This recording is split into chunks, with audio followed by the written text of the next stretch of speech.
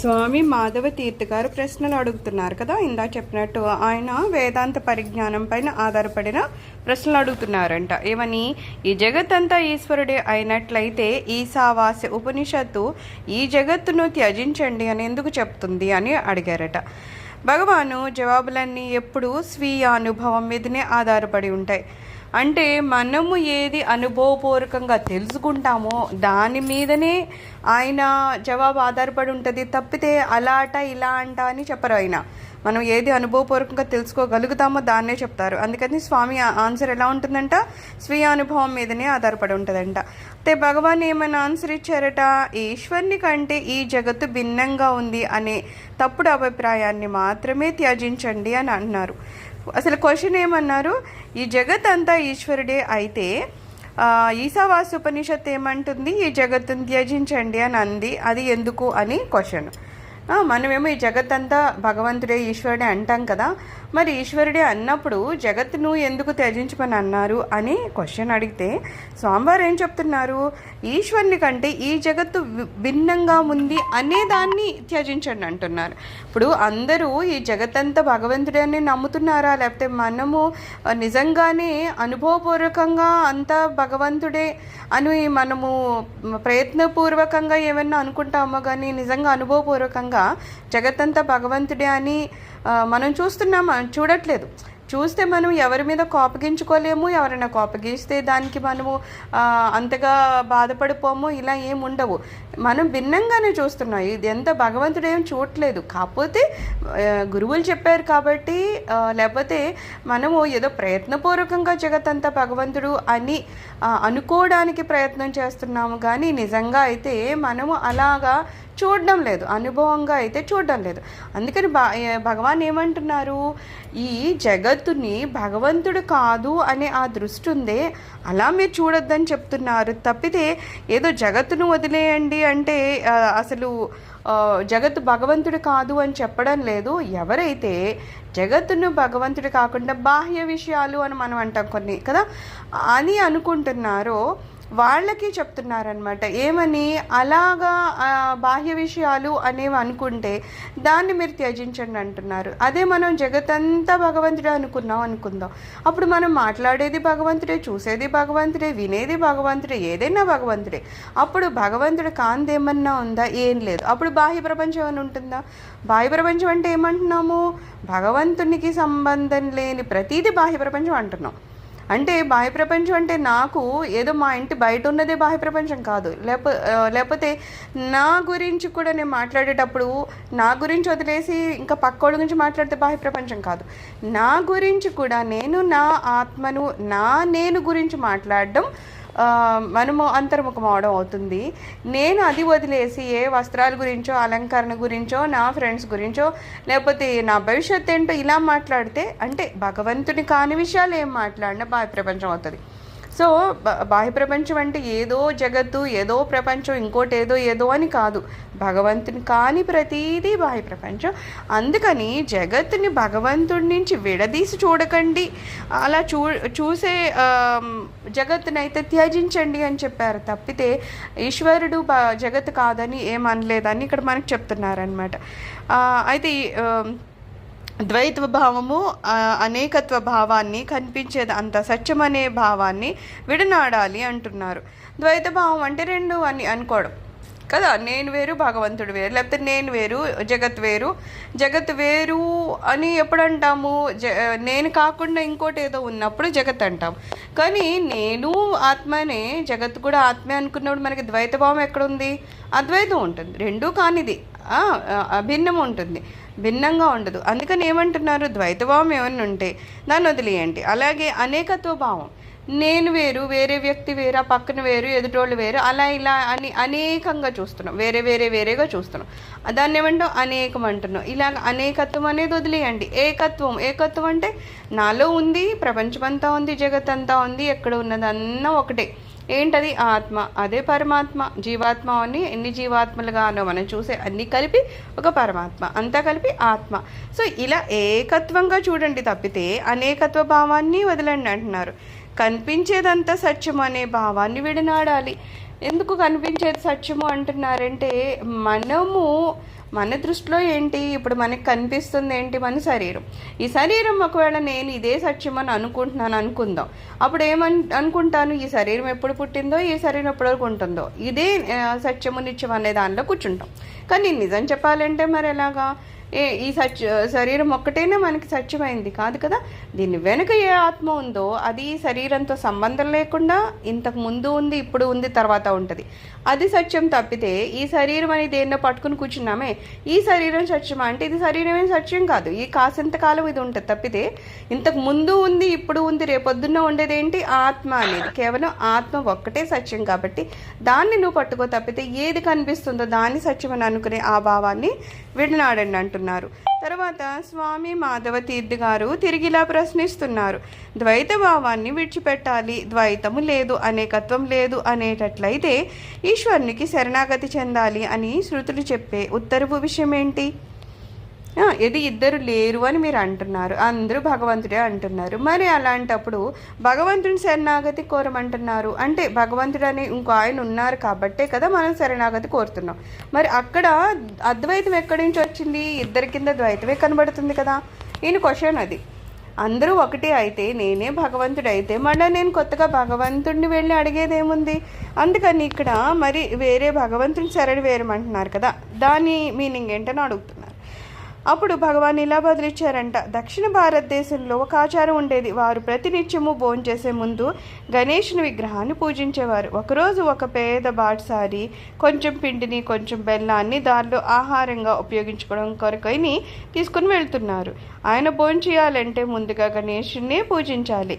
ఆయన బెల్లం గడ్డను తీసుకొని దాన్ని ముద్దగా చేసి దానిపై గణేశునిగా భావించారట. ఇప్పుడు పూజానంతరము నైవేద్యం పెట్టాలంటే బెల్లం విడిగా లేదు, అందుకని ఆ విగ్రహం నుంచి కొంత బెల్లాన్ని గిల్లి నైవేద్యంగా పెట్టారంట. అలా చేయడంలో ఆయన ఆ విగ్రహాన్ని అపవిత్రం చేశారు. శరణాగతి అంటే మీకున్న భావన ఆ బాటసారి పెట్టిన నైవేద్యం కంటే ఏ మాత్రము మెరుగ్గా లేదు.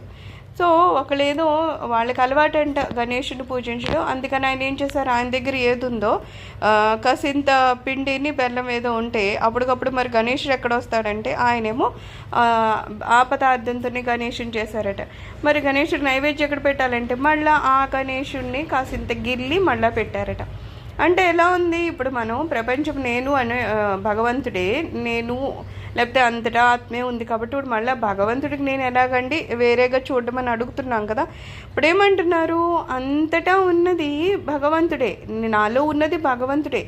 కానీ ఎలా అయితే ఇందాక గణేశుడి నుంచే నైవేద్యం పెట్టాలంటే అందులోంచే తీసి పెట్టాల్సి వచ్చిందో, అలాగే ఆత్మ భగవంతుడే అంతటా ఉన్నా, నాలోనూ ఉన్నా, అందులోంచి నేను వచ్చినా సరే నేను మళ్ళీ కొంచెం సెపరేట్గా అయ్యి మళ్ళీ భగవంతుడికి నేను ఒక శరణాగతి కోరుకుంటామన్నమాట. సో అందులోంచే వచ్చాము, అందులో కాదని స్వామి అనట్లేదు. కానీ అక్కడ అలాగ మనం చేసేటప్పుడు మనమే నివేదించుకుంటాం అన్నమాట స్వామివారికి.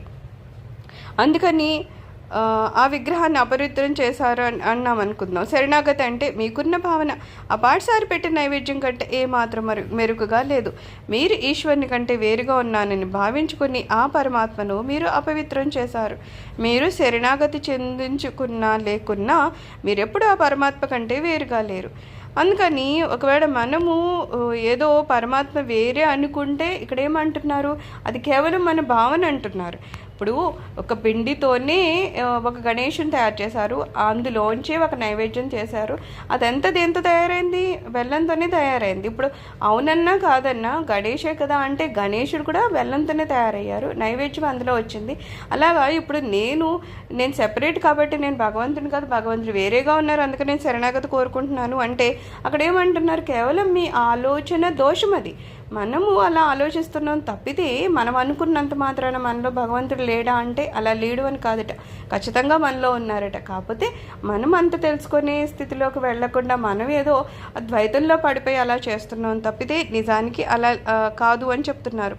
మీరు శరణాగతి చెందించుకున్నా లేకపోయినా సరే మీరెప్పుడు కూడా ఆ పరమాత్మ కంటే వేరుగా లేరు. నిజానికి ఈ ప్రస్తుత క్షణంలోని ఈ క్షణంలో భవిష్యత్తులోనూ గతంలో వలనే కేవలం దైవం మాత్రమే ఉనికిని కలిగి ఉంటుంది.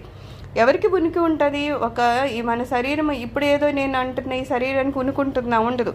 ఇది కొంతకాలం ఉంటుంది, పోతుంది. నిజమైన ఉనికి ఎవరికి ఉంటుంది? ఎవరినైతే దైవమని అంటున్నామో, ఇంతకుముందు భూతకాలంలోనూ వర్తమానంలో భవిష్యత్తులో ఎప్పుడూ ఉండేది ఎవరో వాళ్ళకి మాత్రమే ఉనికుంది. అదే ఎవరు? భగవంతుడు. కాబట్టి కేవలం ఆయనకి మాత్రమే ఉనికుంది, కానీ మనకు ఉండదు. దైవం ఒక్కటే ఉంది. ఈ బెల్లపు గణేశుని కదా ఆయన ఇక్కడ ఉన్న 14వ రోజు పూర్తవుతుండగా జరిగింది. సెలవు తీసుకోబోతూ స్వామి మాధవ తీర్థ చాలా పండ్లు భగవాన్ ముందు పెట్టారు. భగవాన్ దయతో చిరునవ్వు నవ్వుతూ అన్నారు, ఓహో, వినాయకునికి బెల్లం నైవేద్యం పెడుతున్నారన్నమాట. తర్వాతి కాలంలో భగవాన్ ఆ మాటలు అనగానే తనలో అకస్మాత్తుగా మార్పు చోటు చేసుకుంది. స్వామి మాధవ తీర్థ నాతో చెప్పారంటున్నారు. అయితే యాజ్ యూజువల్ వెళ్ళేటప్పుడు అందరూ ఏదో స్వామికి ఇస్తారు కదా, అప్పుడు ఏదో కొన్ని పళ్ళు పెట్టారంట. పళ్ళు పెడితే ఈయన వెంటనే ఉన్నారు, ఓహో, వినాయకుడికి బెల్లం పెట్టారు అంటే ఇప్పుడు ఏం తీసుకున్న ఈ పళ్ళన్నా ఏదో మళ్ళీ రమణుడికి పెట్టారు అంటే రమణులు ఎక్కడ భగవాన్ కదా, భగవంతుడే. సో భగవంతుడు ఇచ్చినవే మళ్ళీ మనం వాళ్ళకి నైవేద్యం ఎదురు పెడుతున్నాం. మనం ఏదో దేవుళ్ళకి కిలోలు పెట్టేస్తున్నాము, ఎక్కడెక్కడికో పెట్టేస్తున్నాం. ఏం పెట్టేసినా అవి వచ్చింది ఎక్కడి నుంచి అంటున్నారు? భగవంతుడు ఇచ్చిన ఫలాలే కదా.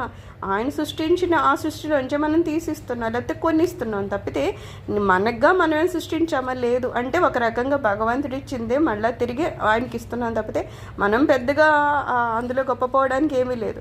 సో ఆ రకంగా ఆయన అన్నాక, ఆ మాట విన్నాక కూడా మాధవ తీర్థ గారికి అవగాహన వచ్చింది తర్వాత అని చెప్తున్నారు. స్వామి మాధవ తీర్థ భగవాను వద్దనున్న స్వల్ప కాలంలో ఆయన నుండి రాబట్టిన ముఖ్యమైన ఆధ్యాత్మిక బోధనలను ఇక్కడ వ్రాస్తున్నాను. ఆత్మవిచారణ జరుపుతున్నప్పుడు మనసు నుండి ఉత్పన్నమయ్యే ప్రశ్నలు. నేను శివుణ్ణి అనుకోవాలా, లేదా నేను మనసుని కాను, నేను బుద్ధిని కాను అనుకోవాలా? ఇక్కడ ఏమంటున్నారు? నేనే దేవుణ్ణి అనుకోవాలా, లేకపోతే మనసుని కాదు బుద్ధిని కాదు అని చెప్తాం కదా, ఏది కాదు అని అనుకోవాలా అని ఒక క్వశ్చన్ వచ్చిందంట ఆయనకి. అనే వాటికి జవాబు ఇవ్వవద్దు. నేనెవరిని అందేన్ని పట్టించుకోకుండా అడుగుతూనే ఉండు.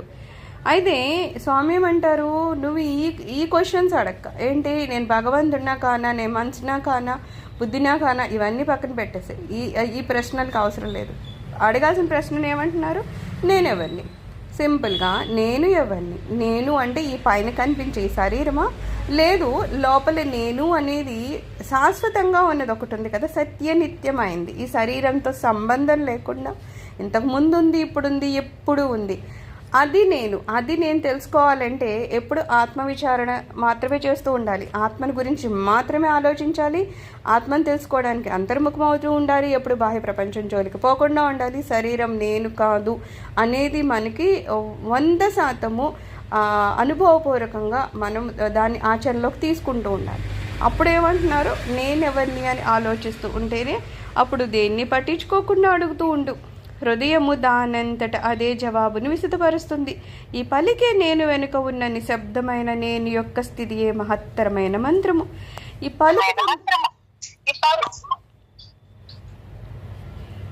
పలికే నేను అంటే ఏంటి? ఈ శరీరం కదా పలుకుతోంది. ఈ శరీరము నేను అని పలుకుతుంది కదా, ఈ బాహ్యంగా ఉన్న అవయవాలు.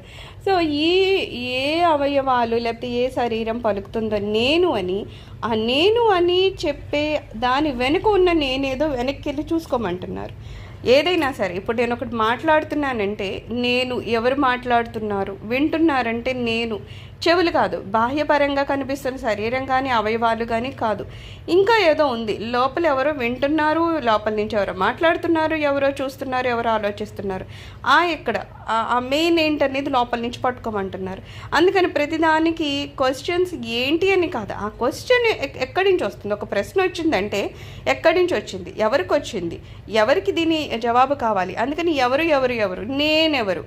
సో నేను అనేదంట మనం కంటిన్యూ చేస్తూ ఉంటే అది ఒక మంత్రం అయిపోతూ ఉంటుందంట. ఎప్పుడు నేను అనే చూసుకుంటూ ఉండాలంట. సో నేను వెనుక ఉన్న నిశ్శబ్దమైన నేను యొక్క స్థితియే మహత్తరమైన మంత్రం అంటున్నారు. ఆ నేను అనే స్థితియే గొప్ప మంత్రం. నేను అనేదే మొట్టమొదటి నామమనియు ఓం అనబడే ప్రధానమైన శబ్దము లేదా స్పందన తర్వాత ఉత్పన్నమైనదేనని చెప్తున్నారు. జపించేవాడు లేకుండా జపమనేదే లేదు. ఎప్పుడైనా అప్పుడు జపం అనేది ఎందుకు ఉంటుంది? ఒకడు ఎవరో జపిస్తున్నారు కాబట్టి జపం అనేది ఉంటుంది. ఏదన్నా ఒకటి కార్యం అక్కడ జరుగుతుందంటే ఒక ఒక కర్త ఉంటాడు, అక్కడ ఎవరో చేస్తున్నారు కాబట్టి ఒక కార్యం ఉంటుంది. అలాగే ఇక్కడ ఒక మంత్రం జపించేవాడు ఉన్నాడు కాబట్టి అక్కడ జపం అనేది ఉంది కదా. సో ప్రతి వారు నేను అనే జపాన్నే చేస్తారు. మనం ఎన్నిసార్లు నేను నేను నేను అంటున్నాము? మన జీవితాల్లో నువ్వు ఉన్నట్లే ఉండు సత్యము, శుద్ధ చైతన్యం ఇప్పుడు ఏదైతే ఉందో అదే నిజమైన జపము. జపం అన్నా దైవం అన్నా ఒకటే. అయితే మామూలుగా అయితే మనం నేను నేను అని అనేవాళ్ళం ఒకప్పుడు. ఎప్పుడు ఏది శరీరమే నేను అనుకునేవాళ్ళము, అప్పటి వరకు నేను అనుకునేవాళ్ళం. కానీ ఎప్పుడైతే గురువులు మన జీవితంలోకి వస్తారో ఈ నేను కాకుండా ఇంకో నేనున్నాం మనలో అన్నప్పుడు ఆ దిశ మారుతుంది అనమాట. నేను అనే అంటాం కాకపోతే అప్పుడు నేను అనేది శరీరానికి సంబంధించేది, ఇప్పుడు నేను అనేది ఎక్కడికి వెళ్తుంది? అంతర్ముఖం అవడానికి అనమాట. మన లోపల ఉన్న నేనుని పట్టుకోవడానికి, ఆత్మ అని ఆ నేను పట్టుకోవడానికి. సో ఇలా మనం చేస్తూ ఉంటే అదే ఏమంటున్నారు, మనం జపం చేయడం అవుతుందంట. అయితే జపం అన్నా సరే లేకపోతే దైవం అన్నా సరే ఒకటే అయిపోతుందంట. ఆత్మే కదా. ఇప్పుడు నేను అనేది అంటే ఆత్మ అంటున్నాం, ఆత్మ అంటే ఏంటి? పరమాత్మ. సో ఏ చూసినా నేను అను, లేకపోతే జపము అను, లేకపోతే భగవంతుడు అను, ఏదన్నాను అంతా ఏమవుతుంది? ఆ పరమాత్మే అవుతారట. నీవు సంపూర్ణుడివే, అపరిపూర్ణత అనే భావాన్ని విడిచిపెట్టు. అసలు మనం సంపూర్ణం అనే అదే మనము ఆలోచనకే రాదు. మనకి ఇంకా ఏదో అసంపూర్ణంగా ఉంటాం, మనం పూర్తిగా సంపూర్ణత మనలో ఉండదు. అపరిపూర్ణత అనేది ఆ భావం మనకి ఎలాగో ఉంటుంది, ఎందుకంటే అన్నీ ఏం మనకి తెలిసి అన్నీ చేసేది అట్లా ఏం అనిపించదు కాబట్టి. అక్కడ నాశనం చేయవలసింది ఏదీ లేదు. అహంకారం సత్యమైంది కాదు, దానికి నిజమైన ఉనికి లేదు. అందుకని ఏమంటున్నారు, మనకి ఉన్న ఈ అహంకారం అనేది ఉంది కదా. ఫస్ట్ ప్రాబ్లం ఏంటంటే అహంకారం. ఏది చేసినా నేనే చేస్తున్నాను, నేను అనేది ఇక్కడ శరీరానికి వర్తిస్తుంది. సో ఈ శరీరం మీద మనకి అహంకారం ఉన్నంతసేపు ఏం చేస్తామంటే ఇది నేను కాబట్టి చేస్తున్నా, ఇది నాదే, నేనే గొప్ప, ఏదో సంథింగ్ అంటూ ఉంటాం. కానీ ఎప్పుడైతే ఇంకాస్త లోపలికి వెళ్తాం మనం ఏం చేస్తాం? ఈ అహంకారాన్ని ఫస్ట్ వదలాలన్నమాట.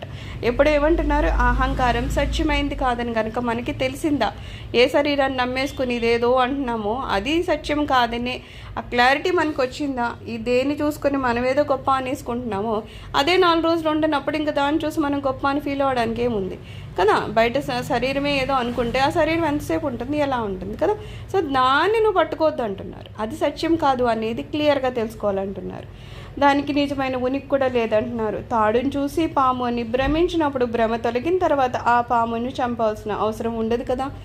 ఏదో చీకట్లో మనం తాడుని చూసాం, అది పాము అనుకున్నాం కాబట్టి కంగారు పడిపోతాం, ఏదో కర్ర తెచ్చేదాన్ని కొట్టేయాలి ఇది అనేసుకుంటాం. ఏదో అన్ని మనం ఏదో పరిగెడుతున్నాం అనుకుందాం, అంతలోకి ఎవరో వచ్చారు లైట్ వేశారు, అది పాము కర్ర తాడు అనుకున్నారు, వెంటనే ఇంకా పరిగెట్టము కర్రని పెట్టి కొట్టాల్సిన అవసరమే లేదు, ఎందుకంటే అది పాము కాదు. అలాగనే ఇక్కడ ఏదో మనము మనసును నాశనం చేయాల్సిన అవసరం లేదంటున్నారు. ఆత్మనిష్ట అవసరమైన ఆసనం అంటున్నారు.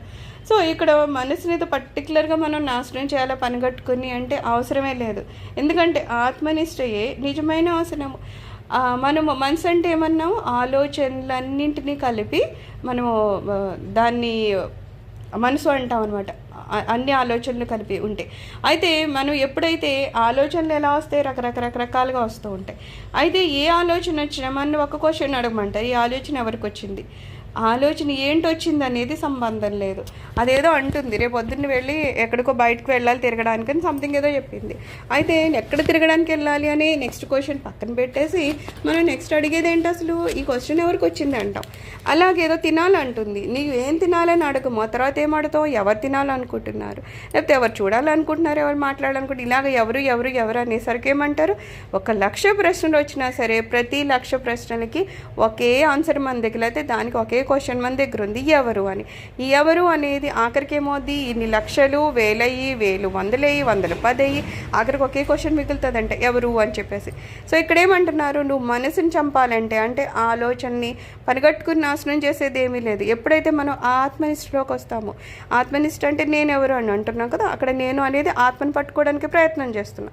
ఎప్పుడైతే నువ్వు దీన్ని ప్రయత్నం చేస్తున్నావో ఆటోమేటిక్గా ఏమవుతుంది, మిగిలిన ఆలోచనలన్నీ కరిగిపోతాయి అనమాట. దాన్ని నువ్వేం పర్టికులర్గా పట్టుకుని దాన్ని చంపడం అనేది ఏం అవసరం లేదు. సో ఆత్మనిష్టయే నిజమైన ఆసనం అంటున్నారు. ఈ నిజమైన ఆసనంలో స్థిరంగా ఉండాలి. అక్కడ కూర్చోవాలి. మనం ఎక్కడ కూర్చోవాలి? ఆత్మనిష్టను పట్టుకుని, ఆత్మ అనేది ఏది అనే దాని మీదనే మనం ఆలోచన పెట్టుకొని ఎప్పుడు అందులోనే ఉండాలి. అక్కడే మనం కూర్చుని ఉంటే మిగిలిన ఆలోచనలు అంటే బాహ్య ప్రపంచానికి సంబంధించిన ఏది కూడా మనని కలవరపరచదు, అది మనని డిస్టర్బ్ చేయదు. సో ఆ రకంగా నువ్వు అందులో ఉండంటున్నారు. నేను ఏ పుస్తకం చదవాలి అని అడిగావు. ఆత్మే నిజమైన పుస్తకము. ఆయన అడిగారట, ఎవరిన పుస్తకాలు చదవాలా, ఏం పుస్తకాలు చదవాలంటే ఇంకా వేరే వేరే పుస్తకాల జోలికి వెళ్ళాల్సిన అవసరం లేదు. దేని గురించి తెలుసుకోవాలి? ఆత్మ గురించి తెలుసుకోవాలి. కేవలం ఆత్మవిచారం చేస్తూ ఆత్మనిష్టలో మునిగి ఉంటే ఇంకా వేరే వేరే పుస్తకాలు కూడా అవసరం లేదట.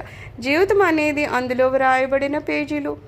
అయితే ఈ పుస్తకం ఏమంటున్నారు? ఆత్మ అంటున్నారు. అందులో జీవితం, మన జీవితం ఏదైతే ఉందో అది కొన్ని పేజీలు మాత్రమే, దానికి సంబంధించిన పేజీలు మాత్రమే. దానిలో ఏ విభాగంనైనా సరే మీరు చూడొచ్చును, ఎవ్వరు ఆ పుస్తకాన్ని నుండి తీసుకొని వెళ్ళరు. ఈ ఆత్మ అనేది ఎందుకు అంత ఇంపార్టెంట్ అంటే ఎప్పుడు అది మనతోనే ఉంటుంది. ఒక ఒంటరితనం అవి లేని ఒక స్థితి ఎలా ఉంటుందంటే ఆత్మనిష్ట కలిగిన వాడికి ఉంటుంది. అతనికి వేరే వేరే సహచర్యం అవసరం లేదు. వాళ్ళు ఎప్పుడు ఒంటరిగా ఉండడానికి ఇష్టపడతారు. ఎందుకంటే ఈ ఆత్మనిష్టలో ఉన్న ఆనందం వేరు. దీనికి వేరే వ్యక్తి అవసరం లేదు, వేరే వస్తువుతో వేరే పరిస్థితితో సంబంధం లేదు. ఇంకొక ఒక్కరే ఉండి కూడా వాళ్ళు ఆ ఆనంద స్థితిని అనుభవించగలుగుతూ ఉంటారు. అందుకని ఏమంటున్నారు, నువ్వు ఆ పుస్తకాన్ని కనుక నీ దగ్గర పెట్టుకున్నావు అంటే ఆత్మనిష్ట అనేది కనుక నీ దగ్గర నువ్వు ఉందనుకో, నువ్వు వేరే వేరే వాటి వెంట పరిగెట్టాల్సిన స్థితికి వెళ్ళవన్నమాట. సో నీ జ్ఞాపకం వచ్చినప్పుడల్లా ఆత్మ వైపుకు తిరగండి. ఎప్పుడు ఏం చేయాలి? కేవలం ఆత్మ వైపు అంటే ఒంటరితనమను లేకపోతే అంతర్ముఖమను. నీకు నువ్వు లోపలికి వెళ్ళి నిన్ను నువ్వు చూసుకొని ఆ ఆనంద స్థితి నువ్వు అనుభవించు. వేరే వేరే చోటికి పోవాల్సిన అవసరం లేదు. అదే నిజమైన గ్రంథ పఠనము. మీ దృష్టిని అంతర్ముఖం చేయండి, మనసు నిశ్చలంగా ఉంచండి, అది చాలును. ఎప్పుడైతే అంతర్ముఖం అవుతామో ఇంకా వేరే వేరే ఆలోచనలు ఉండవో, బాహ్య మనుషులు కానీ పరిస్థితులు కానీ ఇంకోటి కానీ మన ఏమన్నా కష్టపెట్టగలవా, వాటి వలన మనకి ఏమైనా ప్రతిబంధకం ఉంటుందా? ఏముండదు. ఎందుకంటే మనం మనతోనే ఉన్నాం, మన లోపలికి మన దృష్టి ఉంది తప్పితే మనకి వేరే వాళ్ళతో సంబంధం లేదు, అది వస్తువు అని పరిస్థితి అని. అందుకని ఏమంటున్నాను, నీ దృష్టిని ఎప్పుడు నువ్వు లోపలికి ఉంచుకున్నావు అనుకో, బాగా జరిగేదేంటి? మనసు నిశ్చలంగా ఉంటుందన్నమాట. ఎప్పుడు మనసు నిశ్చలత ఉండదు మనం బాహ్య ప్రపంచంలో ఉన్నప్పుడు, వేరే వ్యక్తులతో కాంటాక్ట్ అయినప్పుడు, వేరే పరిస్థితులకి ఏమన్నా ప్రతిస్పందించినప్పుడు మనసు చంచలం అయిపోతుంది. కానీ ఎప్పుడు అవన్నీ లేవో, కేవలం మనలో మనమే ఉన్నాము, మనలో మనం రమించడం నేర్చుకున్నాము, ఆత్మనిష్టలోనూ ఆత్మవిచారం చేస్తూ ఉన్నాం, ఎప్పుడు ఆత్మని గురించి మాత్రమే ఆలోచిస్తున్నాము, మనసు చాలా నిశ్చలంగా ఉంటుందంటే అతి శాంతిగా ఉంటుంది. అది చాలు మనకు అంటున్నారు. మనసు నిశ్చలమైనప్పుడు ఆత్మ యొక్క శక్తి అవగతమవుతుంది. సాధనలన్నింటి ఉద్దేశము సాధనని విడిచిపెట్టడమే. ఇందాక చెప్పారు కదా, మన సాధన లక్ష్యం ఏంటట? సాధనని విడిచిపెట్టడం అంట. ఒక సాధన ఏంటి? మనం అంతర్ముఖం అవడం. రెండో దేన్ని విడిచిపెట్టాలి? బయట తిరుగుతున్నాం కదా, ఆ సాధనాలను విడిచిపెట్టాలి. సో ఒక సాధనని ఏం చేస్తున్నాం, ఇంకో సాధనని వదలడానికి ప్రయత్నం చేస్తున్నాం అనమాట.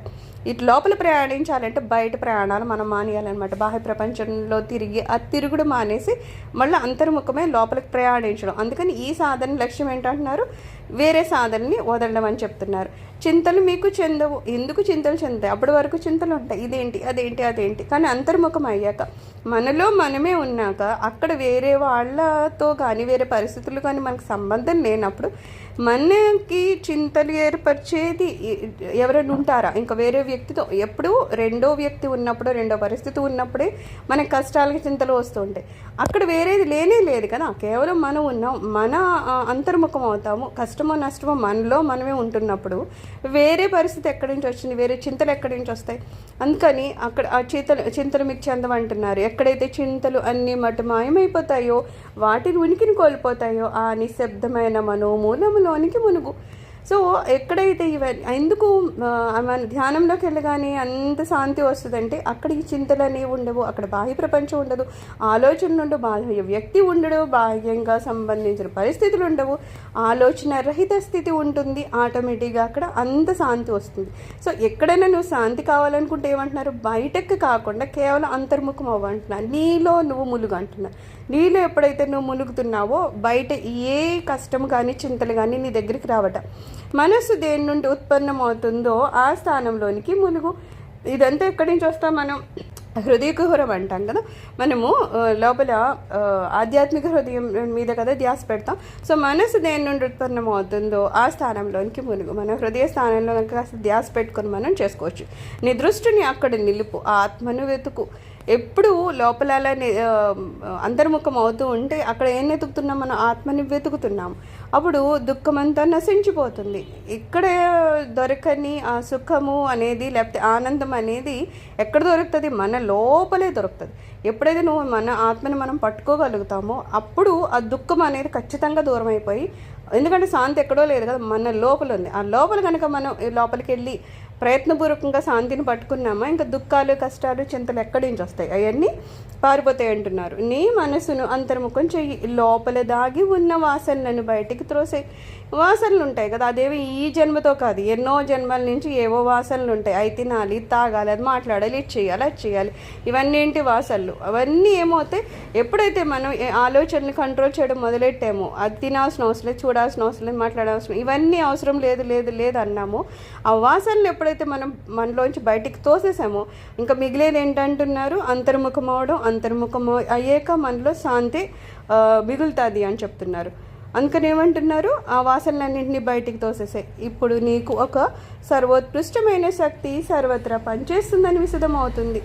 ఎప్పుడైతే ఇవన్నీ లేవో, ఎప్పుడైతే అంతర్ముఖం అవుతామో ఒక సర్వోత్కృష్టమైన శక్తి పనిచేస్తుందని విశదమవుతుంది. మనకంటారు కదా, మనలో ఒక శక్తిధార మొదలవుతుంది అనమాట.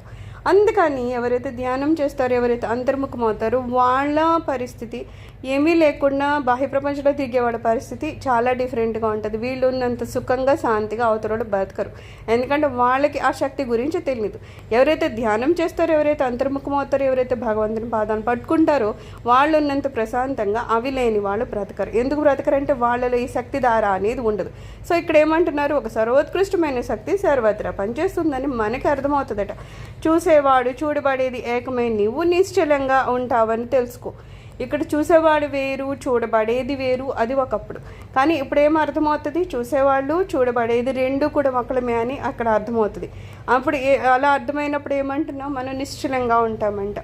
ఎందుకు చూసేవాళ్ళు వేరు, చూడబడేది వేరు అంటే? ఇంతకుముందు ఏమనుకున్నాం? ఇదేదో నేను చేస్తున్నాను, అది చేయించేవాళ్ళు లేకపోతే చూసేవాళ్ళు భగవంతుడు అని రెండుగా చూస్తున్నాం. ఎప్పుడైతే మనకి ఇది అర్థమవుతుంది, ఏమంటున్నాను? నాలోనే స్వామి ఉన్నారు. సో అంతటా స్వామి ఉన్నారు. ఇంకా కొత్తగా చూసేవాళ్ళు వేరే వాళ్ళు ఎవరు ఏం లేరు కదా, నాలోనే చూడబడేది చూస్తుంది అంతా నేనే. కాబట్టి ఇక్కడ కొత్తగా ఏమీ లేదు, నాలోనే భగవంతుడు అని అంశం ఉన్నారు. కాబట్టి ఇక్కడ ఏమంటున్నాం అంటే మనం అంటే నిశ్చలంగా తయారైపోతాం. అంటే ఎప్పుడు చింతలు ఎప్పుడు ఉంటాయి? మనకెవరు వేరే వాళ్ళు ఉన్నారు, లేకపోతే నేను వేరు, వేరే వాళ్ళు వేరు, లేకపోతే వేరే వాళ్ళ వల్లనే ఏమైనా కష్టాలు వస్తాయి, ఇలా ఉన్నప్పుడు చింతలు మొదలవుతాయి. కానీ లేదు, నాలోనే భగవంతుడు ఉన్నాడు అనుకుంటే, మనల్ని వేరేగా ఎవరో కష్టపెట్టరు అనుకున్నప్పుడు మనకి చింతలు ఎక్కడి నుంచి వస్తాయి? అందుకని ఏమవుతుంది? ఎప్పుడైతే మనం తెలుసుకుంటామో ఇద్దరుగా లేము, అద్వైతము ద్వైతంగా లేము అని తెలుసుకుంటాము, అప్పుడు మనం చాలా నిశ్చింతంగా తయారవుతామంట. సూర్యుడు చీకటిని ఎప్పుడు చూడనట్లుగానే ఆత్మ అజ్ఞానాన్ని ఎప్పుడు చూడలేదు. సూర్యుడు ఉన్న చోట చీకటి ఉంది అంటే హైలీ ఇంపాసిబుల్. అది ఎక్కడ జరుగుతుంది? ఎప్పుడు జరగదు కదా. సూర్యుడు ఉన్నాడు అంటే చీకటి ఖచ్చితంగా లేదు. అలాగే ఎప్పుడైతే మనకి ఆత్మని గురించిన జ్ఞానం తెలిసిందో అక్కడ అజ్ఞానం అనేది ఉంటుందా? ఖచ్చితంగా ఉండదట. అజ్ఞానం అంటే ఏంటి? ఏదో బాధపడిపోవడము, అశాంతి, చింతలు, కోపాలు, తపాలు అవన్నీ ఉంటాయి. దాన్ని ఏమంటాం? అజ్ఞానం అంటాం. కానీ ఎప్పుడైతే మనకి ఆత్మని సంబంధించిన జ్ఞానం వస్తుందో ఆ వ్యక్తి మహదానంద స్థితిలో ఉంటాడు. ఎందుకంటే అతనికి తెలుసు అది జ్ఞానానికి సంబంధించిందని. అజ్ఞానం అని ఇవేవో ఉన్నాయి, చింతలు అవిని, ఇవన్నీ బాహ్య ప్రపంచానికి సంబంధించిన తెలుసు. కాబట్టి ఎవరికైతే ఆత్మని గురించి తెలుసుకుంటారో వాళ్ళు అజ్ఞానాన్ని ఎప్పుడూ చూసే స్థితి ఉండదట. అలాగే ఆత్మ తెలుసుకోబడదు, కానీ నేరుగా గ్రహించడం ద్వారా అది అనుభవానికి వస్తుంది అంటున్నారు. అయితే ఆత్మని మనం ఏమైనా చూస్తామంటే చూడలేము, కానీ అది అనుభవానికి వస్తుందట. ఆత్మ అనేదంటే ఏమంటున్నారు? ఆలోచన రహిత స్థితి. అది మనకి భగవాన్ అనుగ్రహం వలన ఆ స్థితిని మనము ఆస్వాదిస్తాం. ఒక సమయంలో, మన ధ్యాన సమయంలో ఎప్పుడైతే ఆ స్వామి వారి అనుగ్రహం మన మీద ఉంటుందో ఖచ్చితంగా ఆ స్థితిని మనం అనుభవపూర్వకంగా తెలుసుకుంటామే తప్పితే దాన్ని ఏమన్నా మనం చూస్తామంటే చూడలేమని చెప్తున్నారు. సో నేరుగా అది గ్రహించడం అనేది జరగదు, కానీ అనుభవానికి మాత్రం ఖచ్చితంగా వస్తుంది. అలా అనుభవించడాన్ని ఆత్మ సాక్షాత్కారము అంటారు. దీన్ని ఏమంటాం? ఆత్మసాక్షాత్కారం అంటాం. అక్కడ ఎలా ఉంటుంది? ఏమీ లేని ఒక స్థితి. అలా అని ఏమీ లేదా అంటే అక్కడ ఎరుక అనే ఒక స్థితి ఉంటుంది. అంటే తెలుసు కానీ ఏమి తెలియదు అంటే ఏమీ లేని స్థితి, ఆలోచన రహిత స్థితి. అది ఏంటనేది అనుభవపూర్వకంగా చెప్పాలి. కొన్ని ఏమంటారు, మాటల్లో ఎవరు వ్యక్తం చేయలేరు, కేవలం నువ్వు దాన్ని అనుభవిస్తేనే తెలుస్తుంది అంటారు కదా. అలాగా ఆత్మసాక్షాత్కారం అనేది ఆ భగవంతుని కృప మన మీద ఉన్నప్పుడు, గురువులు మనల్ని అక్కడికి తీసుకుని వెళ్ళినప్పుడు, అప్పుడు మాత్రమే మనం ఆ స్థితిని అనుభవిస్తాం. తప్పితే ఎవరు చెప్పినంత మాత్రాన అది మనకి అనుభవానికి రాదనమాట. భౌతికంగా భవిష్యత్తులో ఉండేది ఉండబోయేది అంతా అశాశ్వతమే. ఈ భౌతికంగా బాహ్యపరంగా మనం చూస్తే ఇది ఏదన్నా అవ్వని, ఇప్పుడు డబ్బులు ఎవరైనా సంపాదిస్తున్నాడు, ఎందుకు సంపాదిస్తారు, ఏదో భవిష్యత్తులో ఇంకా అది ఉంటుంది, ఇది ఉంటుంది, అది ఇది అంటారు. కానీ నిజంగా అతను ఏమనుకుని సంపాదించాడో, లేకపోతే భవిష్యత్తు ఇలా ఉంటుందని చాలామంది సంపాదిస్తారు. ఏంటి, నా ఫ్యూచర్ చాలా బాగుంటుంది, రేపొద్దున భవిష్యత్తు చాలా బాగుంటుంది, ఏమాత్రం కష్టం ఉండదు, శాంతంగా ఉంటాను. నిజంగా అలా చూస్తే ఎంతమంది వాళ్ళు అనుకున్న రకంగా వాళ్ళ జీవితాలు వెళ్తున్నాయి?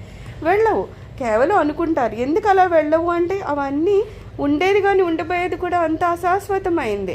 ఇది కేవలము శాశ్వతమేమో అనుకుని ఇతను ఏవో చేస్తున్నాడే తప్పితే నిజంగా ఇతను అనుకున్నట్లుగా అవతల ఏమీ ఉండట్లేదంటే అవి అశాశ్వతం. కాబట్టి ఏది ఉంటుందో, ఏది ఉండబోతుందో, లేకపోతే ఏది ఉండాల్సిన పరిస్థితి ఉంటుందో ఇవన్నీ కూడా అప్పటికప్పుడు ఏవో జరుగుతుంటాయి. అది భగవంతుని అనుగ్రహంతో జరుగుతాయి తప్పితే మనం ఏం ప్లాన్ చేసామో అవి మన జీవితాలకి జరగవు. అవన్నీ అశాశ్వతమైనవి. ఒకవేళ ఏదో గొప్ప ఇల్లు కట్టుకునే అనుకుందాం, మంచి ఇల్లే కట్టుకున్నాం, చాలా ప్రశాంతంగా బ్రతుకుతామంటే మన ఆరోగ్యాలు ఎలాగో ఉండొచ్చు. అలాగా ఇల్లు కూడా ఎంతకాలం ఉంటుంది, అది అశాశ్వతమే, కొంతకాలం ఉంటుంది, అది పోతుంది. అలాగా ఏది శాశ్వతాలు కాదు. భౌతికంగా మనం తీసుకుంటే కదా, బాహ్యపరంగా మనం ఏది కనబడుతుందో అది తీసుకుంటే అది ఏది కూడా శాశ్వతమైనవి కాదు. ప్రస్తుతం నువ్వేంటో, ప్రస్తుతం నీకున్నది ఏంటో సక్రమంగా అర్థం చేసుకోవడానికి ప్రయత్నించు. అప్పుడు భవిష్యత్తుని గురించి ఆలోచించాల్సిన అవసరమే ఉండదు. ఇప్పుడు అసలు మనం నిజం చెప్పాలంటే మనిషి ఎప్పుడు రేపొద్దుని కోసం అండి అంటాడు. ఏం అడిగినా బాబు నువ్వు ఏం చేస్తున్నావు అంటే ఎప్పటికో కోసం ఇల్లు కడుతున్నాను, లేకపోతే ఎప్పటికో కోసం మా పిల్లల్ని అక్కడ పంపిస్తున్నా, ఏదో చదివిస్తున్నా, అది ఎప్పుడు. కానీ ప్రజెంట్ బాగున్నాను అనేది యూజువల్లీ ఎవరికి రాదు. మన ఆలోచన విధానం అలా మారిపోతుంటుంది అనమాట. ఏదో రిటైర్మెంట్ తర్వాత అలాగా, ఆ తర్వాత అలాగే అండవి, ఆ తర్వాత ఏమవుతుందో వాడికి తెలియదు. సో స్వామి ఏమంటారు, నువ్వు రేపొద్దున గురించి ఆలోచించద్దు, నువ్వు ప్రస్తుతం గురించి ఆలోచించావా, నువ్వు ప్రస్తుతాన్ని కనుక అర్థం చేసుకున్నావా, నువ్వు ఈ ప్రస్తుతం ఈ వాస్తవాన్ని కనుక నువ్వు నీ చేతిలో పెట్టుకున్నావా, అప్పుడు ఏమంటున్నారు, అసలు భవిష్యత్తు గురించి ఆలోచించాల్సిన అవసరమే నీకు ఉండదు అంటున్నారు. ఎందుకంటే ప్రస్తుతం మనకి ఏమంటారు, ప్రస్తుతంలో నువ్వు ఆత్మనిష్టలో ఉండంటున్నారు, ఆత్మని తెలుసుకో అంటున్నారు, ఆత్మలో ములిగి ఆనంద స్థితిలో ఉండంటున్నారు. నువ్వు ఈరోజు ఈ ప్రస్తుతం అలాగే ఉంటావు, రేపు కూడా అలాగే ఆనంద స్థితిలో ఉంటావు, భవిష్యత్తులోనూ ఆనంద స్థితిలో ఉంటావు. ఇంకా కొత్తగా ఆనంద స్థితి అనేది వేరేగా సంపాదించాల్సింది ఏమీ లేదు. ఎందుకంటే భౌతికంగా ఏంటంటే కాదని మనకు ఒక క్లారిటీ అర్థమవుతుంది. భౌతికంగా మనం ఏమైనా ఆనందాన్ని పొందుతామా అంటే ఖచ్చితంగా కాదు. మనసులోనే మనం అంతర్ముఖమైతేనే మనలోనే మనం శాంతిని ఆనందాన్ని పొందుతాం తప్పితే బాహ్యపరంగా కాదు అని అర్థమైనప్పుడు ఇంకా భవిష్యత్తుతో సంబంధమే ఉంది. భవిష్యత్తు ఎలా అన్నా ఉండని, మనం మాత్రం ప్రస్తుతాన్ని అనుభవిస్తాం. అది రేపైనా ఎల్లుండైనా 10 సంవత్సరాల తర్వాత అయినా. సో స్వామి అంటారు, నువ్వు ప్రస్తుతాన్ని కనుక నువ్వు అర్థం చేసుకున్నావా, దాన్ని అనుభవపూర్వకంగా మంచిగా తెచ్చుకున్నావా, భవిష్యత్తు గురించి నువ్వు అసలు భయపడాల్సిన అవసరం కానీ, బాధపడాల్సిన అవసరం కానీ, ఆలోచించాల్సిన అవసరం కూడా నీకు పడదు అని చెప్తున్నారు అనమాట. సర్వం శ్రీ రమణ చరణారవిందార్పణమస్తు. లోక సమస్త సుఖినో భవంతు.